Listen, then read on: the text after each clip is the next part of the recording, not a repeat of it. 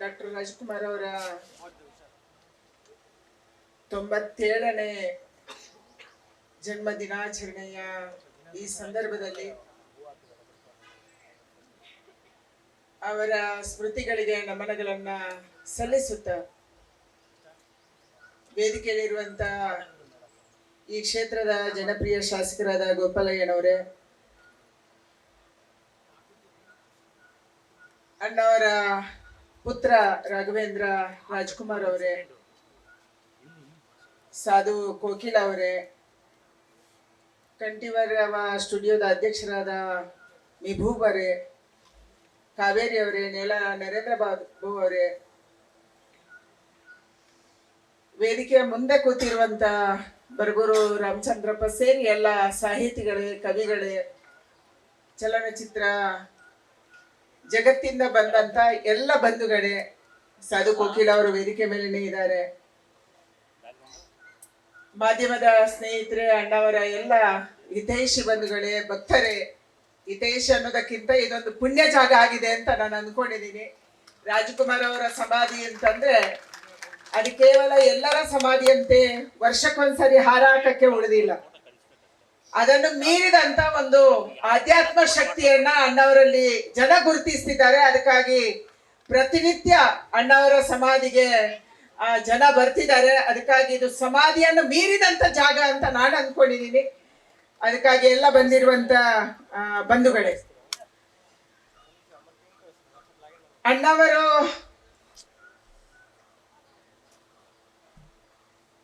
ಸಾಯಬಾರದ ಕಾಲಕ್ಕೆ ಅವರನ್ನ ದೇವರು ಕರೆಸ್ಕೊಂಡ ಅಂತ ತುಂಬಾ ಸರಿ ನಮ್ಗೆ ಅನ್ಸುತ್ತೆ. ಇವತ್ತಿಗೂ 97ನೇ ವರ್ಷ ಅಂದ್ರೆ ದೊಡ್ಡ ವಯಸ್ಸಲ್ಲ. ಅವರು ಬದುಕಿರ್ಬೇಕಿತ್ತು ಮತ್ತು ಅವರು ಕರ್ನಾಟಕದ ಕಲೆಯ ಕನ್ನಡದ ಸೇವೆಯನ್ನ ಮಾಡಬೇಕಿತ್ತು ಅಂತ ನಮ್ಮೆಲ್ಲರಿಗೂ ತುಂಬಾ ಸರಿ ಅನ್ಸುತ್ತೆ. ಡಾಕ್ಟರ್ ರಾಜ್ಕುಮಾರ್ ಅವರ ಚಲನಚಿತ್ರಗಳು ಅಂತಂದ್ರೆ ಅದು ಕೇವಲ ಮನೋರಂಜನೆಗೆ ಸೀಮಿತ ಆಗಿರ್ಲಿಲ್ಲ. ಅದೊಂದು ವಿಚಾರವನ್ನ, ಒಂದು ಸಂಸ್ಕೃತಿಯನ್ನ, ನಮ್ಮ ಯುವ ಪೀಳಿಗೆ ಹೇಗೆ ಬದುಕಬೇಕು ಅನ್ನುವಂಥದ್ದನ್ನ ಹೇಳಿಕೊಡುವಂತ ಒಂದು ಪಾಠ ಆಗಿತ್ತು. ರಾಜ್ಕುಮಾರ್ ಅವರ ಎಲ್ಲ ಚಲನಚಿತ್ರಗಳನ್ನ ನಾವು ನೋಡಿಲ್ಲ. ಆದ್ರೆ ಇವತ್ತು ಯಾರೋ ನಮ್ಗೆ ರುಕ್ಕೋಜಿ ಅವರು, ದೊಡ್ಡ ಹುಲ್ಲೂರು ರುಕ್ಕೋಜಿ ಅವರು ಅವರ ಬಗ್ಗೆ ಮಾತಾಡಿದ್ರು. ಹಾಗೇನೆ ಅವರನ್ನು ತಿಳಿದಂತ ಹಲವಾರು ಜನ ನೀವಿಲ್ಲಿ ಕೂತಿದ್ದೀರಿ. ಎಲ್ಲರೂ ಹೇಳ್ತಾರೆ, ಎಲ್ಲ ಹಿರಿಯರು ಹೇಳ್ತಾರೆ, ಚಲನಚಿತ್ರ ನೋಡಿದವರು ಹೇಳ್ತಾರೆ, ಸಮಾಜಕ್ಕೆ ಕೆಟ್ಟ ಸಂದೇಶವನ್ನ ಕೊಡುವಂತ, ಕೆಟ್ಟ ಉದಾಹರಣೆಗಳನ್ನ ಕೊಡುವಂತ ಒಂದೇ ಒಂದು ಚಲನಚಿತ್ರ ಪಾತ್ರವನ್ನ ನಮ್ಮ ರಾಜ್ಕುಮಾರ್ ಮಾಡಿಲ್ಲ ಅಂತೇಳಿ. ಇವತ್ತು ಚಲನಚಿತ್ರ ಹಾಕುವಾಗ ಧೂಮಪಾನ ಮಾಡಬಾರದು ಅಂತ ಒಂದು ಸಣ್ಣದಾಗಿ ಕನ್ನಡದಲ್ಲಿ ಬರೀತಾರೆ. ಚಲನಚಿತ್ರವನ್ನ ತೋರಿಸುವಾಗ ಮದ್ಯಪಾನ ಮಾಡಬಾರದು ಅಂತ ಹೇಳಿ ಸ್ಕ್ರೀನ್ ಅಲ್ಲಿ ಬರುತ್ತೆ. ಆದ್ರೆ ಈ ರೀತಿ ಸ್ಕ್ರೀನ್ ಅಲ್ಲಿ ಬರುವಂತ, ಪ್ರಿಂಟ್ ಮಾಡುವಂತ ಯಾವುದೇ ವಿಚಾರವನ್ನ ಡಾಕ್ಟರ್ ರಾಜ್ಕುಮಾರ್ ಮಾಡಿ ತೋರಿಸಿಲ್ಲ. ಇದು ಅವರ ದೊಡ್ಡತನ.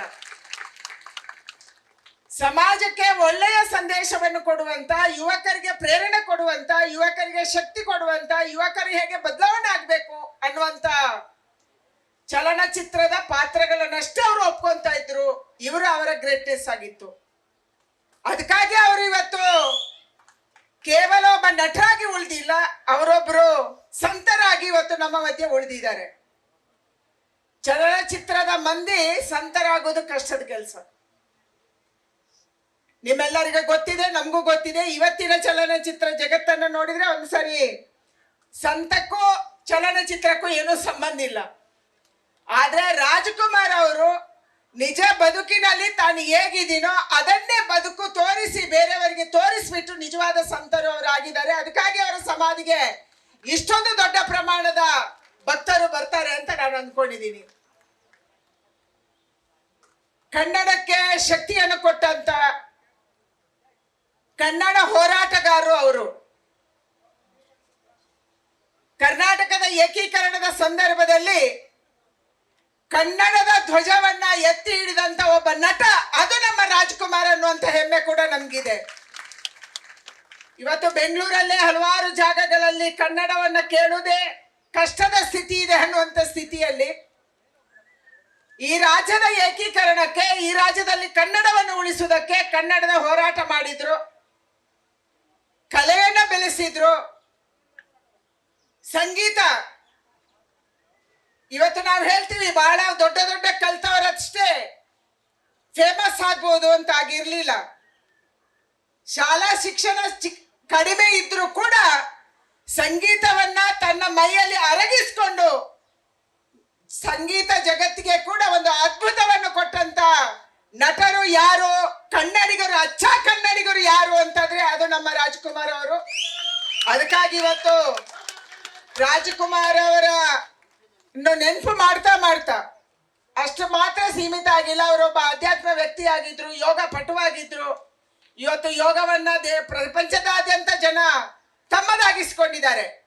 ಯೋಗ ಇವತ್ತು ನಮ್ಮ ದೇಶಕ್ಕೆ ಸೀಮಿತವಾಗಿ ಉಳಿದಿಲ್ಲ, ಇಡೀ ದೇಶ ವಿದೇಶದಲ್ಲಿ ಯೋಗ ಆಚರಣೆ ಆಗ್ತಾ ಇದೆ.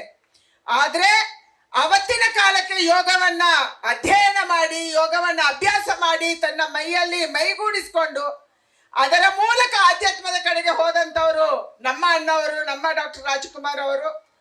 ಅದಕ್ಕಾಗಿ ಅವರ 97ನೇ ವರ್ಷದ ಈ ಜನ್ಮ ದಿನಾಚರಣೆಯ ಸಂದರ್ಭದಲ್ಲಿ ಮತ್ತೊಂದ್ಸರಿ ಅವರ ಪಾದರವಿಂದಕ್ಕೆ ನಮನಗಳನ್ನ ಸಲ್ಲಿಸ್ತಾ, ಅವರು ಹಾಕಿಕೊಟ್ಟಂತ ದಾರಿ, ಅವರು ಕೊಟ್ಟಂತ ಪ್ರೇರಣೆ, ಅವರು ಕನ್ನಡಿಗರಿಗೆ ಮತ್ತು ಕಲಾವಿದರಿಗೆ ಕೊಟ್ಟಂತ ಒಂದು ದಾರಿದೀಪ, ಒಂದು ದಾರಿ ನಮ್ಮ ಮುಂದಿನ ಪೀಳಿಗೆಗೂ ಕೂಡ ದಾರಿದೀಪ ಆಗಲಿ ಅನ್ನುವಂತ ಆಶಯವನ್ನ ವ್ಯಕ್ತ ಮಾಡಿ ಬಹಳ ಖುಷಿ ಆಯಿತು. ಇವತ್ತು ಡಾಕ್ಟರ್ ರಾಜ್ಕುಮಾರ್ ಅವರ ಅತ್ಯಂತ ಪ್ರೀತಿಯ ಪುತ್ರ ರಾಘವೇಂದ್ರ ರಾಜ್ಕುಮಾರ್ ಅವರು ಕೂಡ ಬಂದು ನಮ್ಮೆಲ್ಲರನ್ನ ಹರಸುವಂತ ಕೆಲಸವನ್ನ ಮಾಡಿದ್ದಾರೆ. ಎಲ್ಲ ಕಲಾವಿದರು ಬಂದಿದ್ದೀರಿ, ನೀವೆಲ್ಲರೂ ಕೂಡ ಬಂದಿದ್ದೀರಿ. ಅದಕ್ಕಾಗಿ ಮತ್ತೊಂದ್ಸರಿ ಅಣ್ಣವರನ್ನ ನೆನ್ಪು ಮಾಡಿಕೊಂಡು ಅವರು ಹಾಕಿಕೊಟ್ಟ ದಾರಿಯಲ್ಲಿ ನಾವೆಲ್ಲ ಹೋಗೋಣ.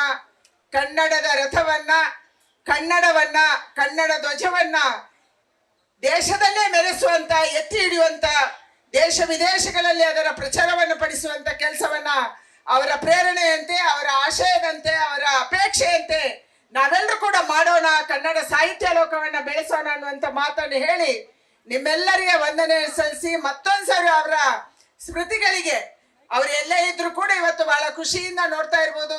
ಇನ್ನೂ ಕೂಡ ಕನ್ನಡವನ್ನ ಉಳಿಸ್ಕೊಳ್ಳುವಂತ ಹಲವಾರು ಜನ ಸಾಹಿತಿಗಳು, ಕಲಾವಿದರು ಕರ್ನಾಟಕದಲ್ಲಿ ಇದ್ದಾರೆ ಅನ್ನುವಂಥದ್ದನ್ನ, ಅದಕ್ಕಾಗಿ ಅವರನ್ನ ಮತ್ತೊಂದ್ಸಾರಿ ನೆನಪು ಮಾಡಿ ಅವರಿಗೆ ಪ್ರಣಾಮಗಳನ್ನು ಸಲ್ಲಿಸ್ತಾ ನನ್ನ ಮಾತು ಮುಗಿಸ್ತೀನಿ. ನಮಸ್ಕಾರ. ಜೈ ಹಿಂದ್, ಜೈ ಕರ್ನಾಟಕ. ಲೇಟೆಸ್ಟ್ ಹಾಗೂ ಇಂಟ್ರೆಸ್ಟಿಂಗ್ ಸುದ್ದಿಗಳಿಗಾಗಿ ಬಾಸ್ ಟಿವಿ ಕನ್ನಡ ಚಾನೆಲ್ನ ಸಬ್ಸ್ಕ್ರೈಬ್ ಮಾಡಿ. ಹಾಗೆಯೇ ಬೆಲ್ ಐಕಾನ್ ಪ್ರೆಸ್ ಮಾಡಿ. ಇದರ ಜೊತೆಗೆ ಫೇಸ್ಬುಕ್, ಇನ್ಸ್ಟಾಗ್ರಾಮ್, ಎಕ್ಸ್ನಲ್ಲೂ ಮಿಸ್ ಮಾಡದೆ ಫಾಲೋ ಮಾಡಿ.